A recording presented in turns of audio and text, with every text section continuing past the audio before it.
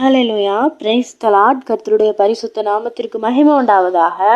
இன்னைக்கு ஏசப்பா நமக்கு கொடுக்கிற வார்த்தையானது சங்கீதம் 119 சங்கீதம் அதனுடைய 18 வசனம்.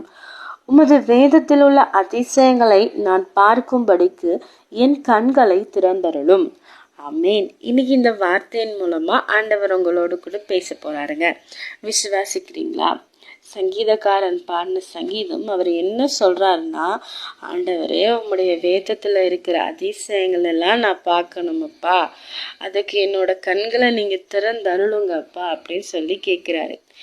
இன்னைக்கும் நம்மள ஒரு சில பேர், என்கிட்ட நிறைய பேர் சொல்லியிருக்கிறாங்க, என்னன்னா பைபிள் படித்தா ஆண்டவர் பேசுகிறாருன்னு சொல்கிறீங்க, எனக்கு பைபிள் படித்தா புரிய மாட்டேங்குது, ஆண்டவர் எங்கே பேசுகிறாரு, எனக்கு எதுவுமே புரியலை அப்படின்னு சொல்லிட்டு நிறைய பேர் என்னோடய ஃப்ரெண்ட்ஸ் கேட்டிருக்காங்க.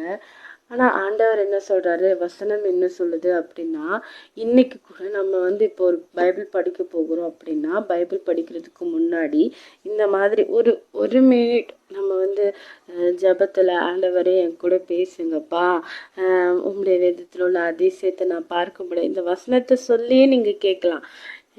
என்னோட கண்களை நீங்கள் திறந்தருளுங்க, நீங்கள் என் கூட பேசுங்க, நீர் பேசுகிற சத்தம் என்னோட செவிகளில் கேட்க பண்ணுங்க அப்படின்னு நம்ம சொல்லும்போது நிச்சயமாக புரியும் அந்த வசனம். நிச்சயமாக அந்த ஆண்டவர் உங்கள்கிட்ட பேசுவார். ஒரு வசனத்தின் மூலமாவது உங்ககிட்ட பேசுவார். அவர் பேசாமல் இருக்க மாட்டார். ஏன்னா நம்ம பேசுகிற தெய்வத்தை தான் நம்ம ஆராதிக்கிறோம், சரியா? அவர் நிச்சயமாக பேசுவார். எப்படி நம்ம ஒப்பு கொடுக்கணும். நம்ம எந்த காரியம் அவர் பேசுகிற சத்தம் நமக்கு கேட்கலன்னா எந்த காரியம் நமக்கு தடையாக இருக்குது அப்படிங்கிறத நம்ம கொஞ்சம் சிந்தித்து பார்க்கணும். நமக்குள்ள நிறைய அசுத்தம் இருக்கலாம், ஏதாவது அவருக்கு பிடிக்காத காரியம் இருக்கலாம். சவுலினுடைய கதை கேள்விப்பட்டிருக்கிறீங்களா? அதாவது புதிய ஏற்பாடில் அப்போஸ்தலரில் சவுல் பவுலா மாறுவார் இல்லையா? அந்த கதையை நீங்கள் கேட்டு பார்த்தீங்கன்னா, சவுல் பார்வை இல்லாதவனாக ஆவார். ரொம்ப ஆண்டவரை துக்கப்படுத்தின ஒரு மனுஷன். 3 நாள் பார்வை இல்லாதவராக இருப்பார். அப்போது அவர் கண்கள் திறக்கப்படும் போது அவரோட கண்களில் இருந்து மீன் செதில்கள் போன்றவை விழுந்தது.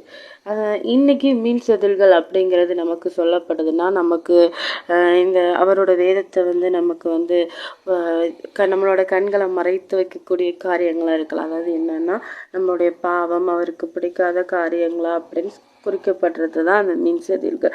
இன்றைக்கும் நம்ம ஜெபம் பண்ணும்போது, ஆண்டவரே என்னோட கண்களை திறந்தருளுங்கப்பா, என் கூட பேசுங்க ஏசப்பா அப்படின்னு சொல்லும்போது நிச்சயமாக ஆண்டவர் பேசுவார்.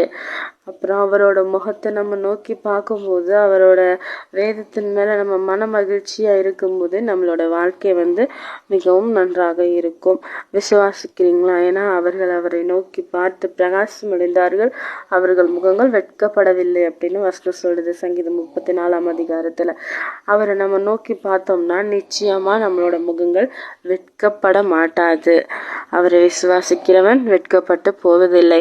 ஆண்டவரை மட்டுமே நோக்கி பாருங்க, அவரை மட்டுமே நம்புங்க. கர்த்தர் தாமே உங்களை ஆசீர்வதிப்பாராக. ஆமென். God bless you.